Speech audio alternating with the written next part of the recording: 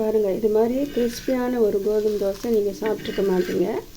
பாருங்கள் சூப்பராக எப்படி இருக்குது பாருங்கள். இதே மாதிரி சூப்பராக ஒரு கோதுமை தோசை கிறிஸ்பியாக எப்படி செய்யலான்னு பார்க்கலாமாங்க. பாருங்கள், மாவு தோசை மாதிரி நல்ல கிறிஸ்பியாக சூப்பராக இருக்கும். வாங்க இது எப்படி செய்யலான்னு பார்க்கலாம். Hello friends, welcome back to my channel. இன்றைக்கி சூப்பரான ஒரு கோதுமை தோசை. கோதுமை உடம்புக்கு ரொம்ப நல்லது. கோதுமை எல்லாத்துக்குமே ரொம்ப பிடிக்கும். கோதுமை தோசை, சப்பாத்தி, பூரி எல்லாத்துக்கும் ரொம்ப பிடிக்கும். இந்த கோதுமை தோசை மொறுமொறுன்னு எப்போவுமே வராது நமக்கு.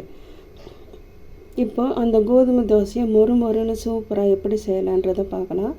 அதுக்கு தேவையான பொருட்கள்: கோதுமை மாவு ஒரு பவுல் எடுத்திருக்கேன், அரை கப் கடலை மாவு எடுத்திருக்கேன், அரை கப் வெள்ளை ரவை, தேவையான அளவு உப்பு, அரை கப் தயிர், அரை ஸ்பூன் சர்க்கரை.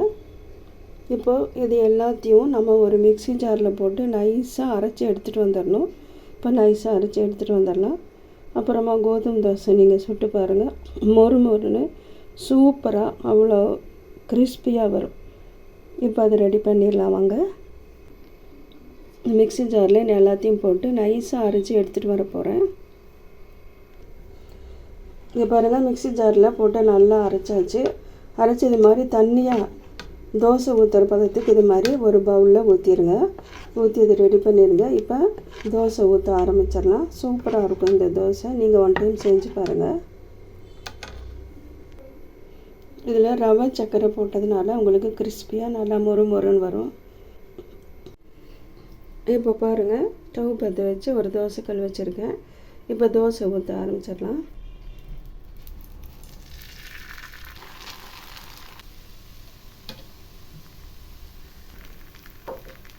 பாருங்கள், சூப்பராக தோசை ஊற்றியாச்சு பாருங்கள். இப்போ இதை திருப்பி போடுறதுனால போட்டுக்கலாம், இல்லை திருப்பி போடாமல் அப்படியே எடுக்கிறதுனா கூட எடுத்துக்கலாம்.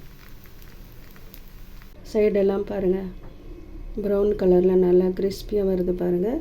இது அப்படியே ரோல் பண்ணி எடுத்துடலாம். திருப்பி போட்டு நீங்கள் தோசை எடுக்கிறதுனால எடுத்துக்கலாம், இல்லை அப்படியே எடுக்கிறதுனால எடுத்துக்கலாம். உங்களுக்கு எண்ணெய் வேணுன்னா கூட எண்ணெய் ஊற்றிக்கலாம். நான் வந்து எண்ணெய் ஊற்றாமல் தான் இந்த தோசை நான் ஊற்றுறேன்.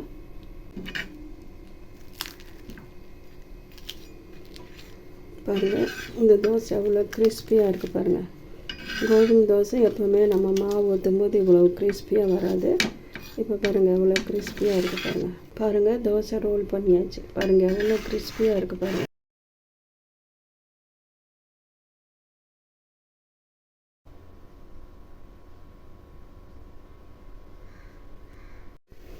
ஃப்ரெண்ட்ஸ், இங்கே பாருங்கள், அரிசி மாவு தோசை போலே அவ்வளோ சூப்பராக கிறிஸ்பி அவ்வளோ சூப்பராக வந்திருக்கு பாருங்கள்.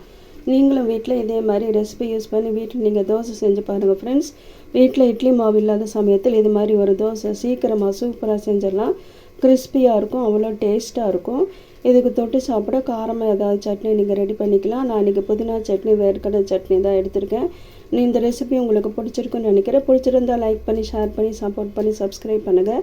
மீண்டும் இதே மாதிரி ஒரு ரெசிபியோட அடுத்த வீடியோவில் உங்களை நான் சந்திக்கிறேன். தேங்க்யூ ஃபார் வாட்சிங்.